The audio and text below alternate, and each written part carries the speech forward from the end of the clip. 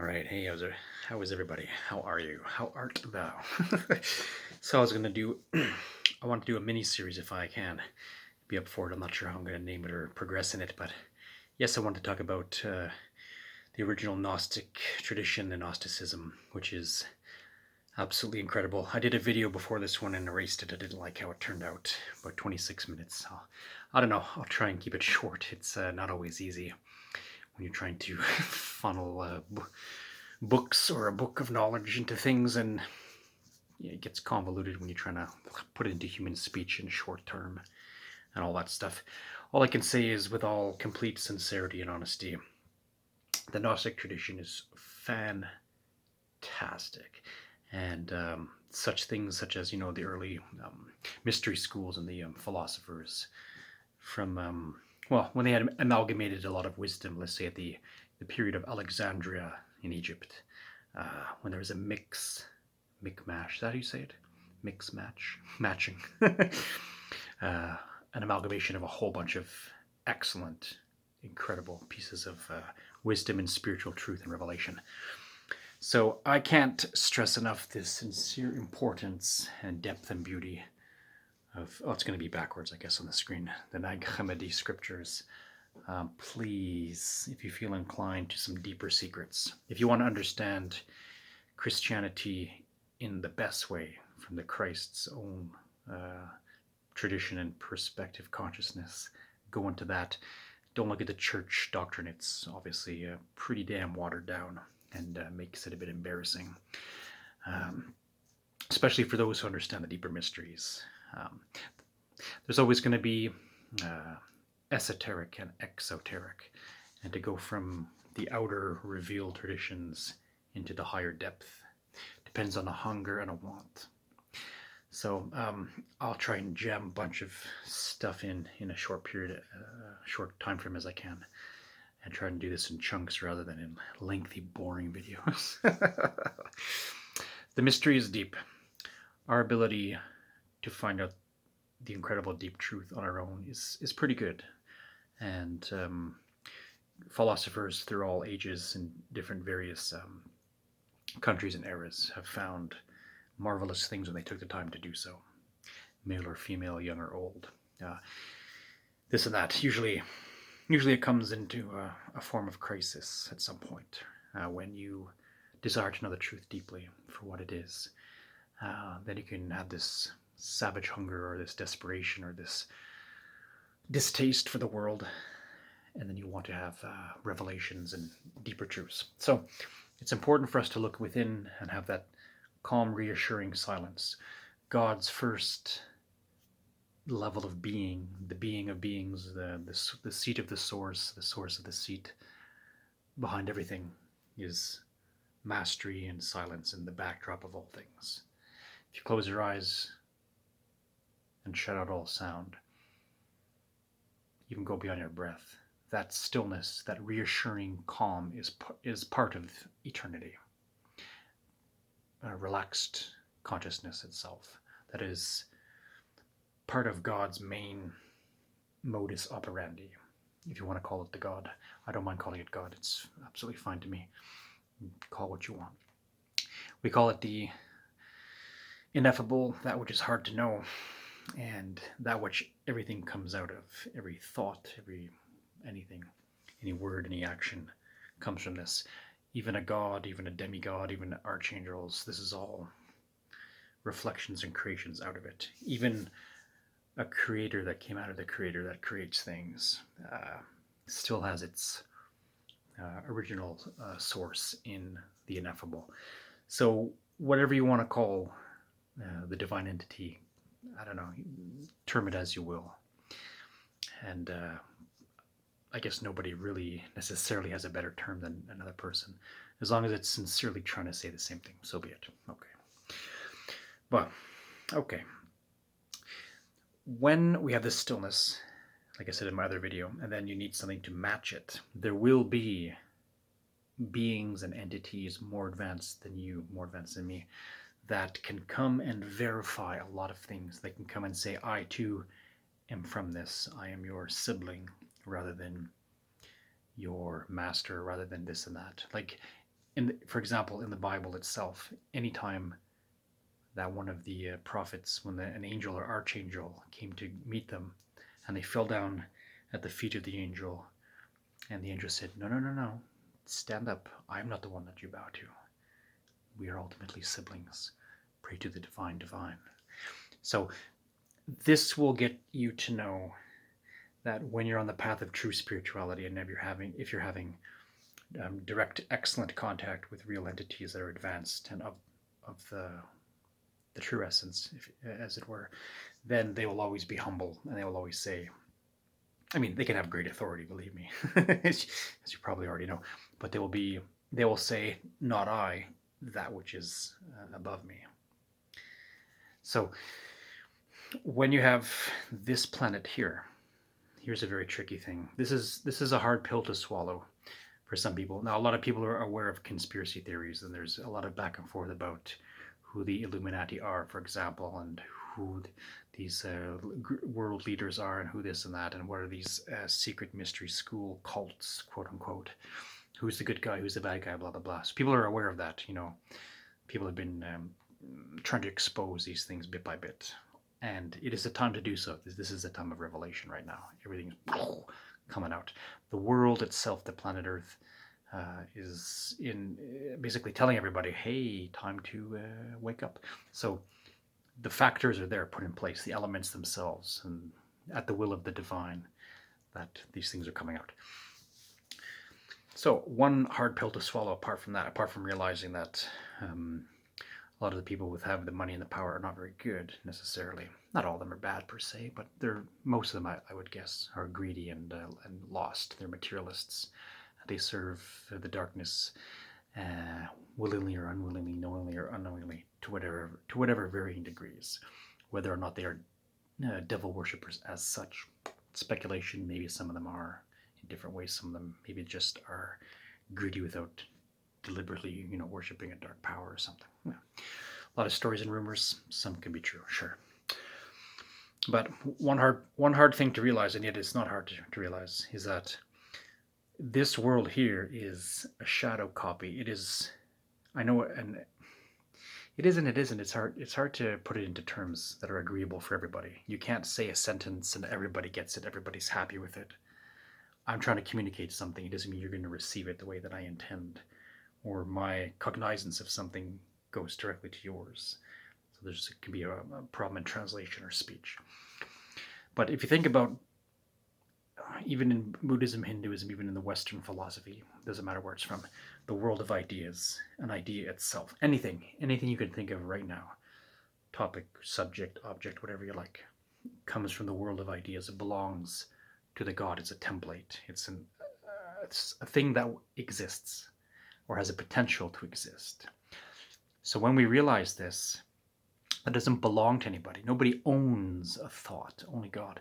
Nobody owns necessarily an original idea per se.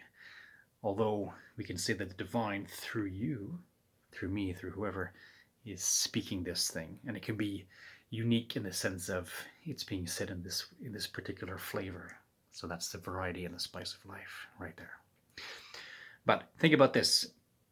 When they talk in the Gnostic tradition and the mystery schools about the God of gods, and then there's that which comes out of it, so there's secondary and tertiary, so on and so forth, gods and levels of understanding and archangels and all these things. These two, just like human beings do, have the power to create. So this world is like a shadow copy. Some entity took the world of ideas, created it, and said, oh, this is my own great idea. And that is called the fall. That is called the original sin. That the entity that made this world, the traditional God of this planet, isn't the source of sources. It is an acting agent.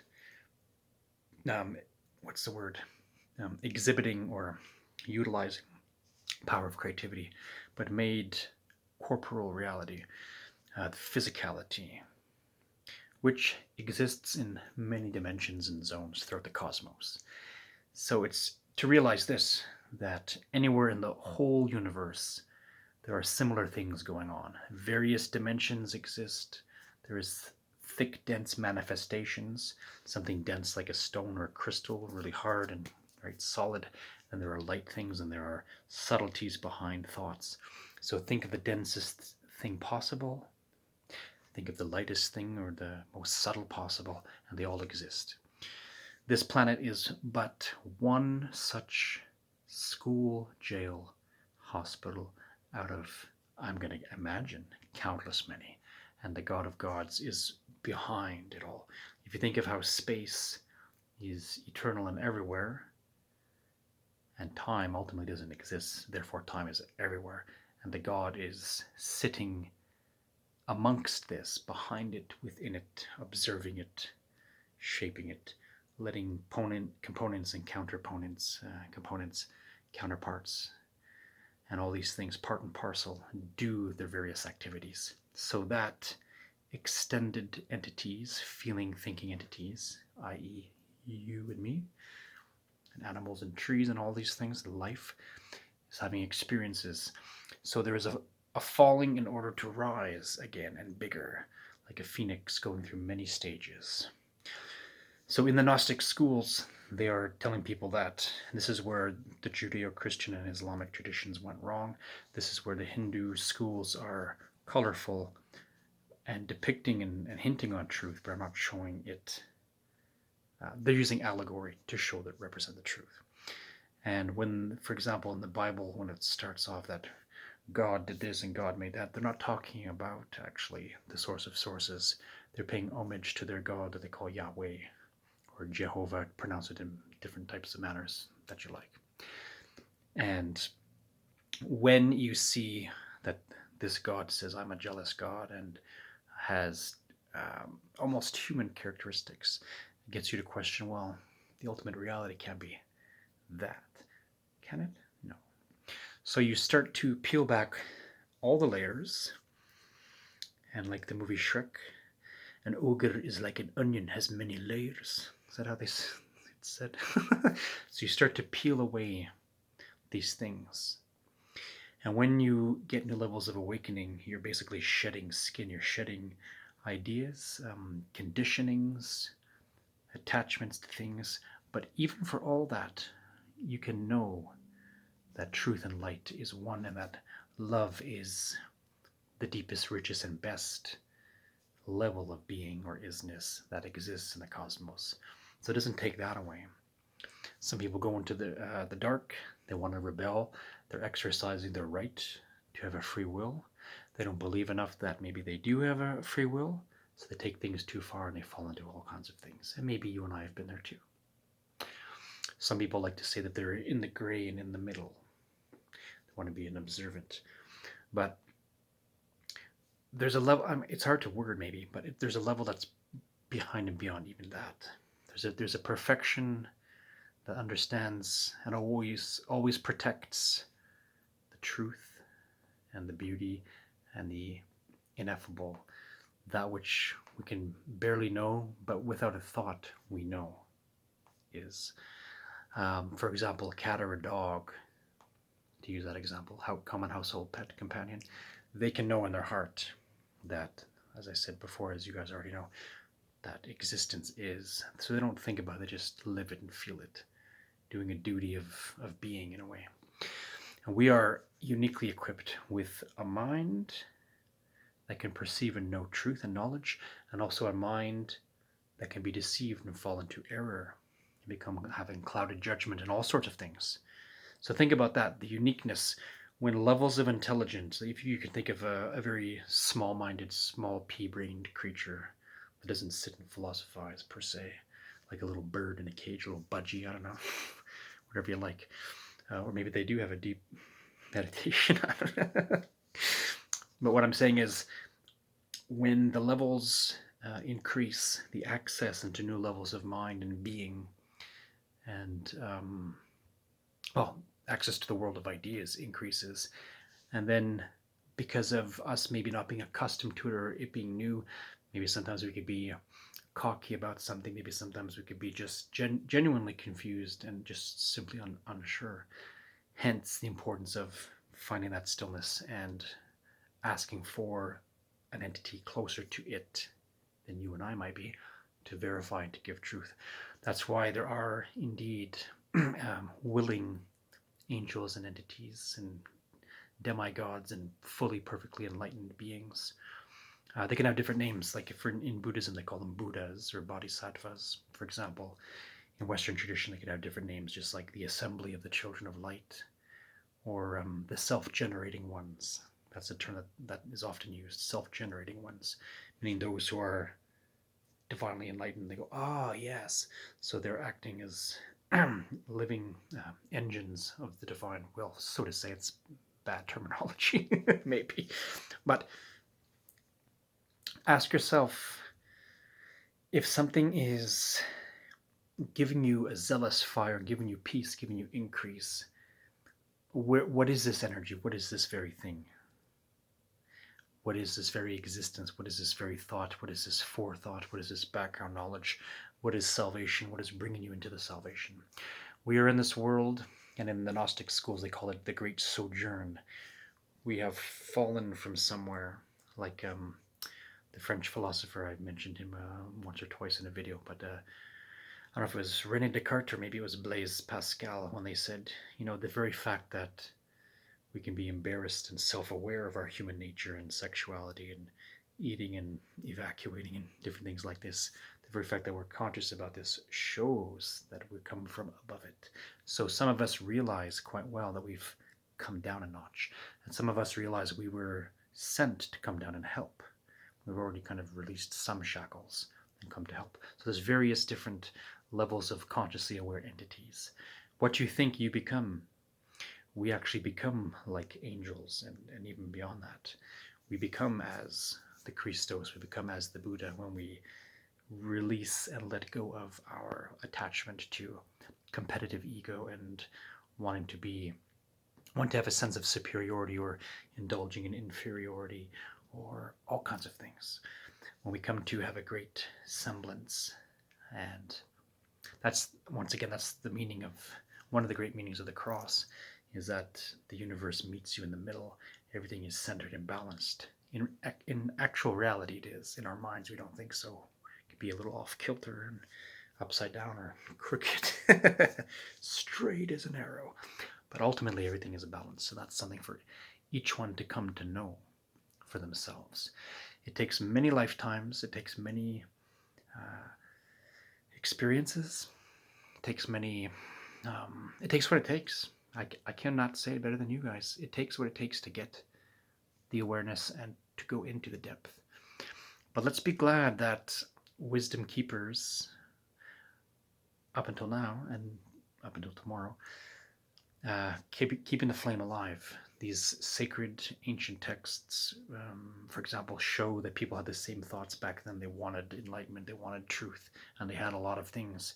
People that begged the divine for answers got them so many times, as long as it wasn't a selfish demand. But if it was just sincere, then it's available. Always the answers are available. You can't have a question to pop out of your mind that didn't have an answer. In fact, in some of the Gnostic Gospels, sometimes the Christ or some of the angels, and they said, if you're looking at it from the Christian perspective, not just the Gnosticism that is not necessarily that as such, then they would say, why are you asking me things you already know? Fine, I will show it to you again and mirror it to you this way. You know, so we have the propensity within ourselves to know things. We ask because there is an answer, and we succeed in going down these avenues because there is a new road or a new twist or an opening or something. And sometimes if you hit a dead end, it just means just do a small little U-turn or turn another way, and voila, there will be your answer and your truth. So I guess I'll keep this video like that for now. I hope I can get into just various more specific topics. But please, it's going to be backwards, please read these and go into, the philosophers go into, wherever you go, it'll be interesting once you start the avenue of this type of thought into the mystery school. Some of you are probably already a bit versed. Go into it, go into the esoteric teachings and be amazed and let it provoke you into something else and go into deep understandings. Maybe you'll have incredible visions and dreams and all kinds of things verified to help you with all manner of stuff. So I wish you the best. I'll stop this one for now at 20 minutes. Uncover yourself, recover yourself. I'll keep doing it too. And we will become empowered, and we'll find our ultimate freedom, and we'll keep helping others to get the same. And who knows what worlds we can explore and give benefit and receive. And all those nice things. Alright guys, sincere namaste and all that good stuff. And catch you on the flip side. Ciao.